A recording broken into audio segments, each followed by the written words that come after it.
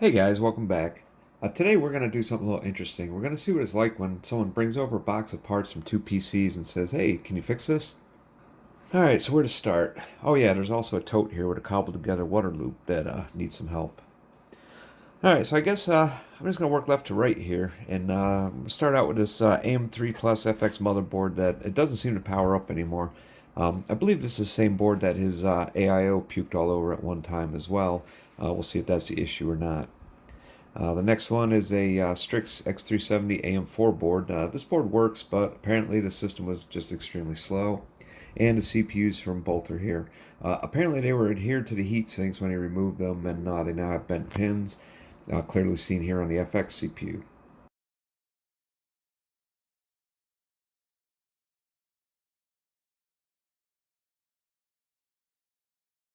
The Ryzen CPU was still attached to the heatsink when he brought it over. It was just tossed in a box, so I've already removed it from the heatsink, but unfortunately it also has a few bent pins that need to be fixed.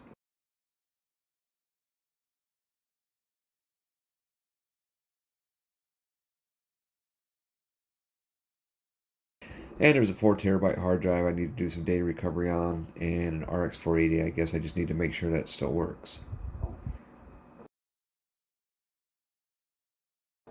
And this here is a GPU that he found in a closet, and he said I can have it. I don't know if it works yet. It's a 1 gigabyte Radeon HD 4870, and at first glance, it looks to have quite a bit of corrosion on the surface, so I really have no high hopes for this working at all. But anyways, let's set up the tripod and see about straightening some CPU pins. And since these CPUs were never wiped off, the first thing I'm going to do is clean them up before I find myself covered in thermal compound. But I guess it's still better than a plumber having to fix a toilet after someone takes a giant crap in it and manages to break it.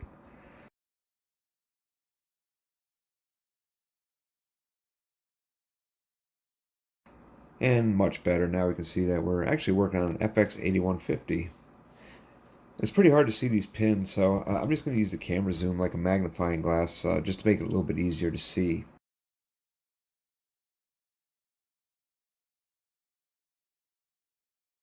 And you can see there are actually quite a few bent pins. And the best way that I found to straighten them is actually with a utility blade, and you get it in between the rows and you lightly push against the pins that are bent, and usually it straightens them right out.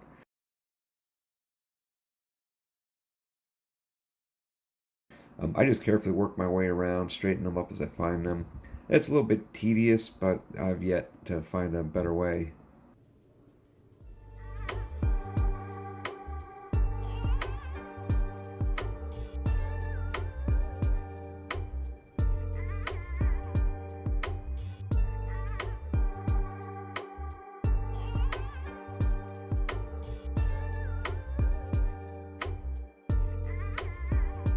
Right there.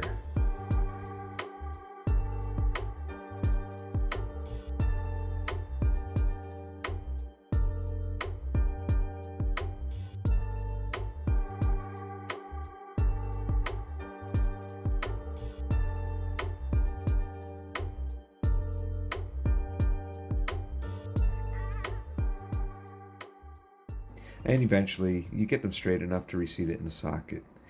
And now that the CPU is straightened out, let's see if we can get this motherboard to work.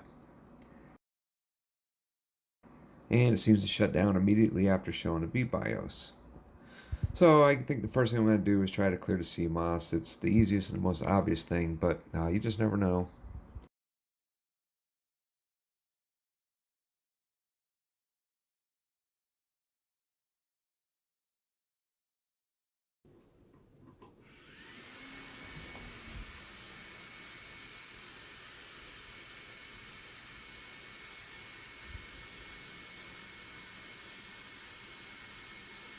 All right, VBIOS. Everything's still running. All right, there we go. And boom, look at that. That did the trick. So now I can move on to the next task. Alright, so next is a Ryzen CPU with the X370 Strix board, X370F gaming to be exact, and two sticks of DDR4 3000 Trident Z. And look here, it also has a Team Group M.2 SSD mounted with no standoffs. Classic move for sure. Alright, so I'm not sure why the CPU was removed from here, but apparently the system was working, it was just really slow. And if I clean up the CPU, we can now see it's a Ryzen 1500X. And there are a few bent pins here that need straightening, but they're so much smaller than the FX pins, it makes them a lot harder to see. But the utility knife blade will still work here just as well.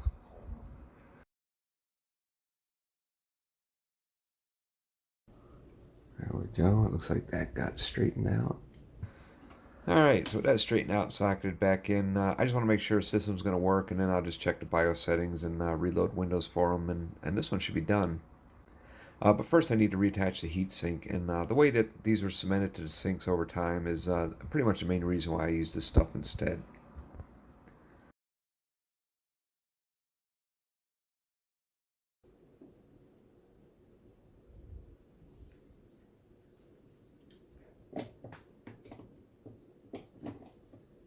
Alright, now on to the interesting stuff. I'm not really sure what you would call this setup. It's part AIO, part custom loop. There's an AIO pump, and there's a separate pump on a reservoir.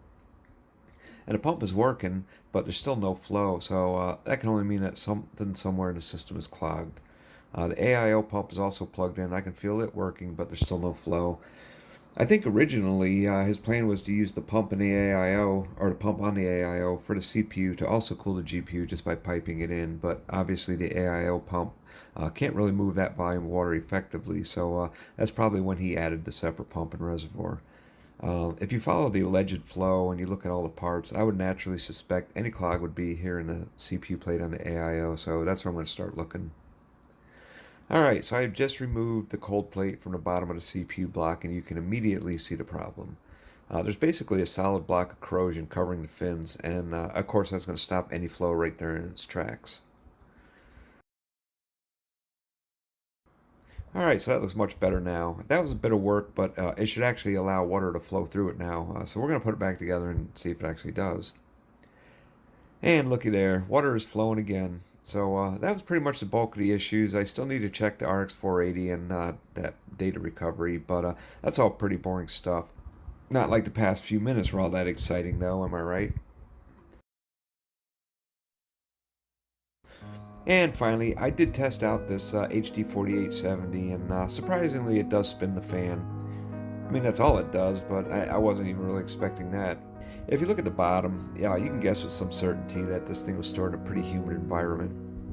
It's a shame, though. This is a GPU that I really wouldn't mind owning, in working condition, of course. But, anyways, that's all the spectacle for today. You guys take care. I'll make sure I see you on the next one.